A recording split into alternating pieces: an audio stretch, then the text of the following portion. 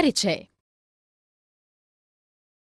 रानी ने देखा कि उनकी नन्ही सी पालतू कुतिया अपने बच्चे को गर्मी के लिए चिपकाई हुई है। बाहर दौड़कर जाने पर उसे अपने अंडों को सेती हुई चिड़िया दिखी। ये सब देखकर वह आश्चर्य में पड़ गई। वह ये सारे प्रश्न लेकर माँ के पास दौड़ गई। आइए देखें कि उसकी माँ किस प्रकार उसकी जिज्ञासा को शांत कर पाती है। इस पाठ में आप पशुओं, उनके विशिष्ट अंगों तथा उनकी जीवन शैली के बारे में जानेंगे। उद्देश्य। इस पाठ के अंत में आप निम्नलिखित सीखने में सक्षम हो जाएंगे। जानवरों तथा उनकी विशेषताओं के बारे में जानने में, जानवरों के प्रजनन की विविध विधियों की व्याख्या करने में, जानवरों के छोटे बच्चों की पहचान कर पाने में। जानवर तथा उनकी विशेषताएं। पशु जगत की विविधता लाखों प्रकार के जानवरों के कारण है। यद्यपि इन सभी जानवरों के समान प्रकार के अंग तथा शरीर के हिस्से होते हैं, वे एक दूसरे से बहुत भिन्न होते हैं। उन्हें स्तनधारी, पक्षी, कीट, सरीसृप तथा उभयचर के रूप में वर्गीकृत किया गया है। जानवरों के शरीर में विशिष्ट अंग। जानवरों के कान बड़े या छोटे हो सकते हैं। कुछ के कान ही नहीं होते। उपस्थित रहने पर वे भिन्न भिन्न आकार तथा आकृतियों के दिखेंगे।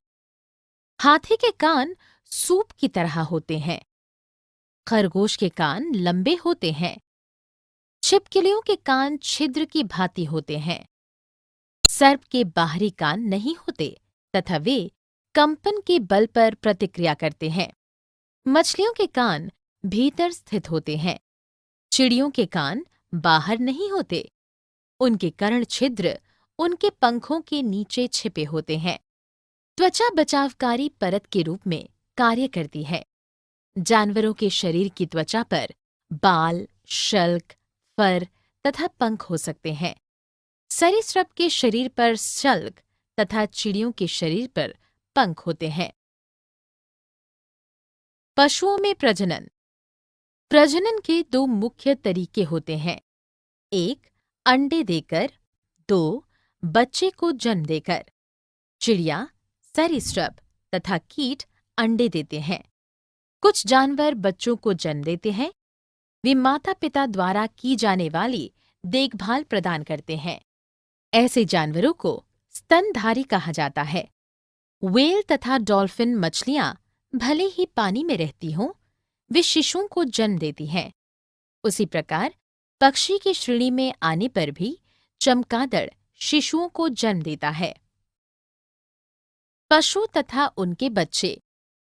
जानवर, शिशु, शेर, शावक, कुत्ता, पिल्ला, बिल्ली, बिल्ली का बच्चा, हाथी, गाय तथा भैंस, बछड़ा, घोड़ा, बछेड़ा, मुर्गी, चूजा, मेंढक, डिंभ कीट। जानवर किस प्रकार गमन करते हैं? चार पैरों वाले जानवर चल और दौड़ सकते हैं। सर्प जैसे सरीसृपों की रीढ़ की हड्डियां नहीं होती। वे भूमि पर सरकते हैं। कीट रेंगते हैं। पंखों वाले कुछ कीट उड़ते हैं। चिड़ियों के हल्के खोखले शरीर उड़ने में उनकी सहायता करते हैं। जल में रहने वाले पशु तैर सकते हैं। सारांश।